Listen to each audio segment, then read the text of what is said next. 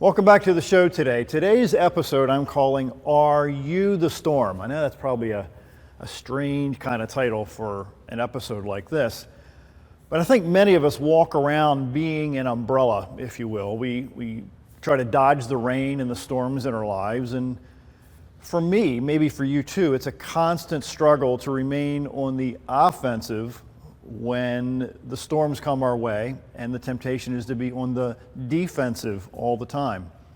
There's an organization that I ran across a few years ago called 556 Productions. You might want to look them up. Again, 556 Productions. And it's run by a bunch of military guys that have some of these awesome quotes with snapshots of Army guys and Navy and Marines and stuff like that on their site. And one of their quotes I pulled maybe a few years back.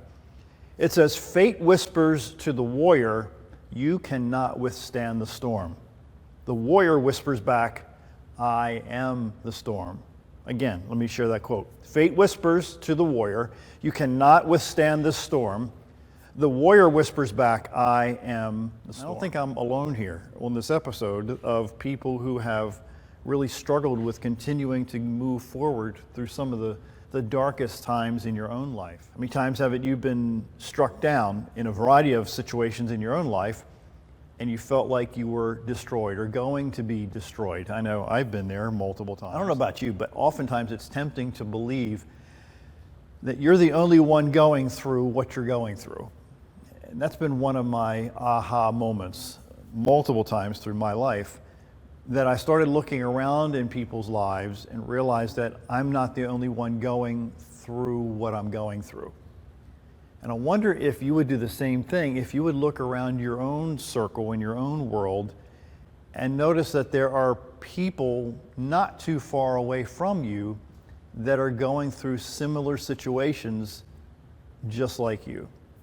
Because the tendency is, when you are going through difficult times, to look internal, to look inside you and think or assume that nobody else understands.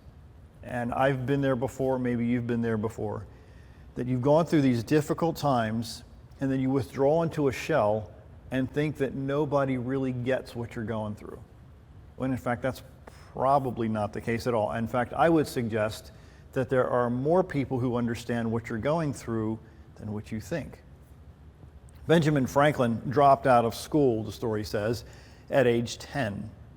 Franklin's parents could not afford to keep him in school until his 10th birthday. That didn't stop the great man from pursuing his education. He taught himself, the story says, through vigorous reading, and eventually went on to invent the lightning rod and bifocals. Oh, and he also became one of America's founding fathers. Another story, Thomas Edison failed over 1,000 times before creating the light bulb.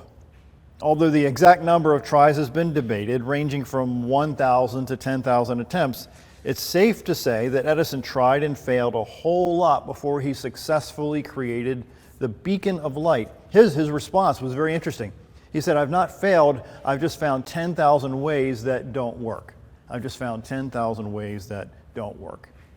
Have you ever been tempted to look at what's going on in your life, that it's not working, and you assume that it won't work ever, so then you stop in your tracks, or maybe you start building the foundations of ideas and concepts and goals and dreams, and then you just stop every so often because you get discouraged? It's really, really hard to look past what's going on in your life to see what can happen in your life down the road. And I'm a big reader. Most of you know that if you watch the shows long enough to know that I read a lot of books, a lot of material for inspiration, frankly, because I know I don't have all the answers, and maybe it's a habit you might want to adopt as well, to read information from people who've succeeded in some ways. So the point is that I've read all these biographies and ideas from these really smart people, and every single one of them failed over and over and over again. But they kept getting back up. And I'm wondering if maybe you have been tempted to, when you've been down, when you've had the rug pulled from under you, and now you're on your back, people are around you laughing at you and assuming that this or that about you, that oftentimes it's tempting to just stay down instead of to keep getting back up. I can remember reading a quote several times by Muhammad Ali, who was a boxer, a pro boxer. And the long and short of it is, at least it seems to be in his quotes, that he did not feel like practicing all the time. He didn't feel like getting up early and going to the gym and working out and doing all the things that he had to do in order to become successful. He did it because he wanted to become the greatest. So he paid the price every single day in order to one day wake up and realize that the cameras are all on him and that he reached a level of success that he was achieving for. In fact, he even said in one quote that he wasn't the smartest kid in school. But if you look back through history, you can see that he was one of the hardest working individuals that has ever walked on the planet because he wanted to be number one. Has he gotten discouraged before? Absolutely. Has he wanted to quit over and over again? Yes. In fact, he even said that he hated doing what he had to do in order to be number one. But he knew that if he didn't do those hard things, that there's no way he could have been number one. Most people, they wait around until their circumstances change, and maybe they wait around and expect things to look better.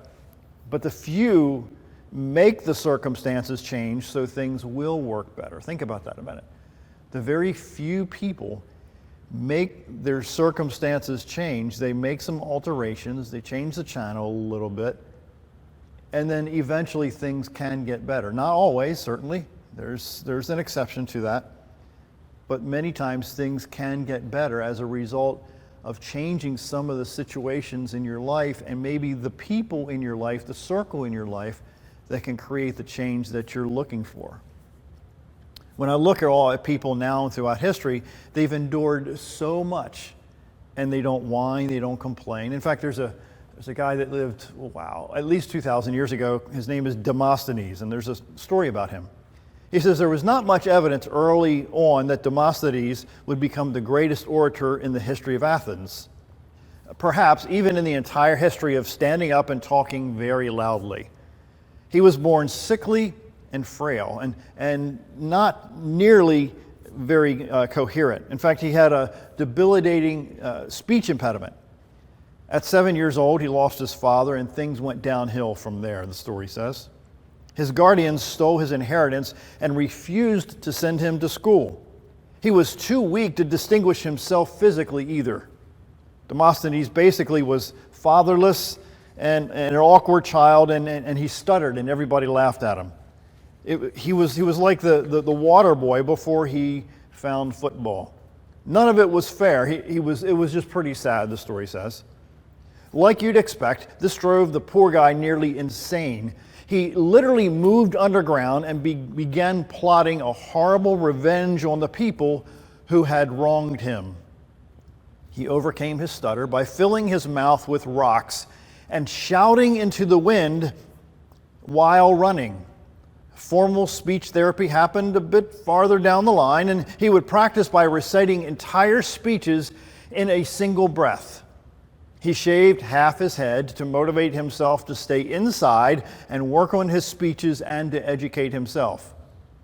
Eventually, he emerged from his dark cave, but it wasn't to kill everybody in a murderous rampage, the story says, instead as an eloquent and masterful speaker.